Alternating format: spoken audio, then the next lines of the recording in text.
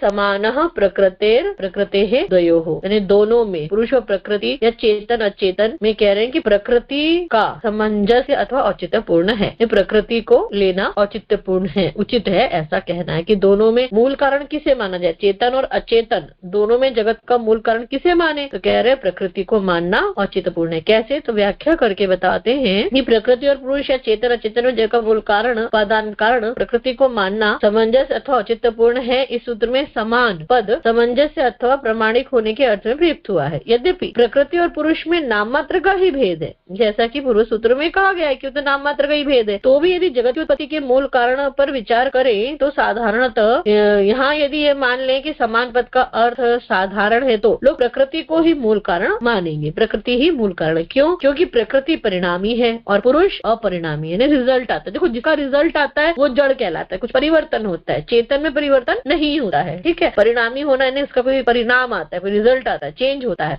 और जो चेतन है वो अपरिणामी कहलाता है। क्यों? क्योंकि प्रकृति परिणामी और पुरुष अपरिणामी, इसलिए जगत के कारण की श्रृंखला प्रकृति पर ही समाप्त होनी मानी जाएगी और अन्य किसी तत्व पर नहीं मानी जाएगी। ये जितने सूत्र हमने 69 तक पढ़े, जब यह अवधारणा पुष्ट हो गई कि प्रकृति ही जगत का मूल उपादान कारण है, उपादान है तथा परिणामी है और पुरुष जो चेतन है वो अपरिणामी है, तो प्रत्येक जिज्ञासु साधक को शास्त्र आदि से एक समान ज्ञान प्राप्त क्यों नहीं होता? तो मूल प्रकृति में संघात हो रहा है, उसे जो कुछ भी परिणाम आ रहे हैं, रिजल्ट आ रहे हैं, बुद्धि बन रही, बुद्धि से अहंकार, अहंकार से इंद्रियां, इंद्रियां तन्मात्राएं, पंचभूत, ये सब जो हो रहा है, ये 25 तत्व जो बन रहे हैं, ये पुरुष चेतन तत्व है जो कि अपरिणामी है। प्रकृति में जो चीजें हैं, प्रकृति को बोला, मूल प्रकृति को क्या बोला? सतरजतम, सतरजतम की साम्य अवस्था। इसके अंदर प्रेरणा होने से महत यानी बुद्धि, बुद्धि से अहंकार, अहंकार से इंद्रियां, 11 इंद्रियां, इंद्रियों के बाद तन्मात्राएं, तन्मात्राएं और 5 तत्व, ऐसे 25 तत्वों का बनना हुआ, ये बोला गया। उसको सिद्ध करने के लिए क्या टेक्निक अपनाई गई? कहे कि भाई हमारी ये सारी इंद्रियां हैं, हमें दिखाई दे रही है, हमें ये सब कुछ समझ में आ रहा है, तो इंद्रियां किसकी हैं? तो भाई अहंकार मतलब मैं की, मेरी है, मेरी मैं कहाँ से आया? तो बोला बुद्धि से, बुद्धि में विवेक में, बुद्धि के कारण मैं पना होना। फिर आगे पीछे पीछे चलते चले गए, 17 इन गुणों की बात हुई कि ये साम्य अवस्था मूल प्रकृति कहला गई। तो इसको सिद्ध किया अलग अलग सूत्रों के माध्यम से, एक एक सूत्र में एक एक ही सिद्ध करते चले गए। जैसे अगर हम जाके देखें तो 62 सूत्र से स्थूल पंच तन्मात्रा के होने की बात बता दी, 63 में अहंकार बाह्य अभ्यंतर इंद्रियां होने के कारण अहंकार के होने की बात बता दी, और फिर अंतःकरण के होने की बात बता दी, अंतःकरण के होने से फिर